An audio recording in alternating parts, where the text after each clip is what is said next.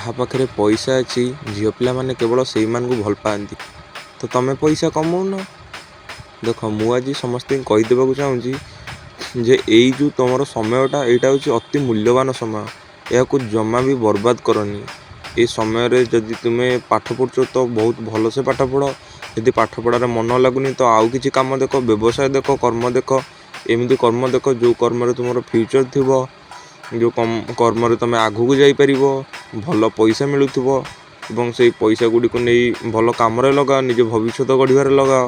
ଆଉ ଯଦି ଏଇସବୁ ଟାଇମ୍ରେ ତୁମେ ଝିଅ ଫିଅ ନିଶା ମଦ ସିଗାରେଟ୍ ଏଇସବୁ କାମରେ ଲଗେଇବ ତ ପୁରା କ୍ୟାରିୟରରୁ ପୁରା ଯିବ, ପୁରା ଆଉ କିଛି ବି କରିପାରିବନି ତୁମେ। ତୁମ ଭବିଷ୍ୟତ ପୁରା ଅନ୍ଧାର। ତ ଏଇ ଟାଇମ୍ଟାକୁ ଟୋଟାଲି ବର୍ବାଦ କରନି। ନିଜ ବିଷୟରେ ଭାବ, ନିଜ ପରିବାର ବିଷୟରେ ଭାବ, ନିଜ କର୍ମରେ ମନ ଲଗାଅ। ତାହେଲେ ଯାଇକି ଦୁନିଆରେ କିଛି ଅଧିକ ଦେଖିପାରିବ। ଜିନିଷଟା ଦେଖା ଜିନିଷଟା ଦେଖା